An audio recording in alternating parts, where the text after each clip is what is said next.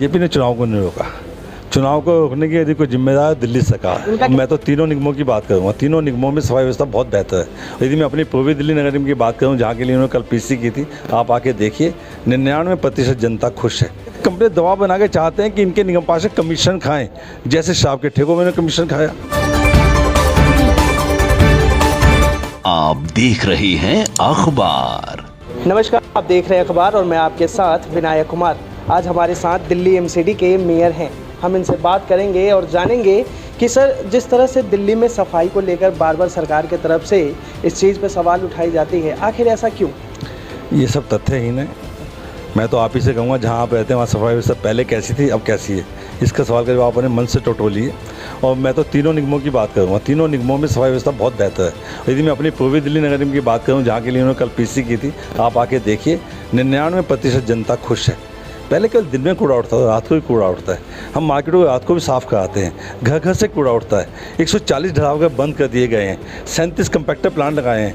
77 हमारे बड़े ट्रक चल रहे हैं जिसके अंदर कूड़ा कंपैक्ट होकर जाता है, ढलाव घर तक जाता है। अब जब ट्रक चलते हैं तो कूड़ा उड़ता नहीं है, बंद ट्रकों के माध्यम से जाता है। इतनी अच्छी व्यवस्था हम लोगों ने की है, उसके ऊपर सवाल उठाना असल में जो मुझे लगता है, पहले भी कहा है और जो हमें जानकारियाँ मिल रही हैं, ये लोग कंपनी के ऊपर दबाव बना रहे हैं। ये कंपनी दबाव बना के चाहते हैं कि इनके निगम पार्षद कमीशन खाएं, जैसे शराब के ठेकों में कमीशन खाया, जैसे इनके जहाँ रजिस्ट्रियाँ होती हैं वहाँ पे मोटा कमीशन इन लोगों का चलता है।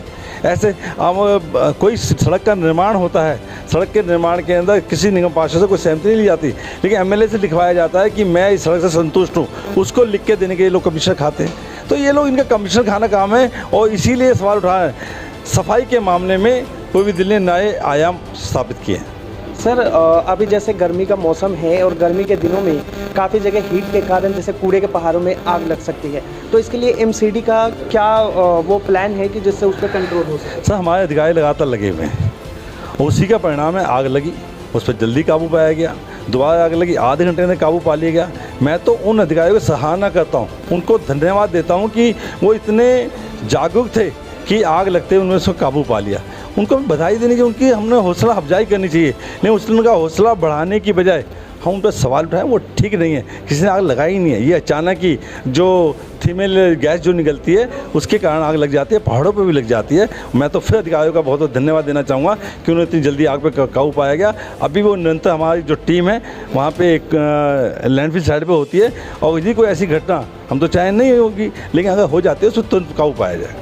सर, जिस तरह से केजरीवाल सरकार लगातार बीजेपी पे हमलावर होती रही है कि बीजेपी ने एमसीडी इलेक्शन को चुनाव को रोक दिया, तो इस पे क्या कहेंगे? नहीं, बीजेपी ने चुनाव को नहीं रोका। चुनाव को रोकने की यदि कोई जिम्मेदार दिल्ली सरकार। उनका कहना था कि एमसीडी के मेयर के ऊपर बीजेपी के द्वारा दबाव बनाया गया। बिल्कुल नहीं, ये गलत क्या है। हम तो दबाव लगातार ये बनाने में लगे थे, हमें फंड दीजिए।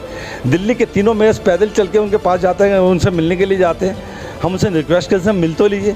वो हमारी बातें सुनना पसंद नहीं करते। मैं स्वयं वहाँ पे गया, अपनी टीम को ले गया, वहाँ पे बाहर बैठे 3 घंटे, किसी ने पानी भी नहीं पूछा।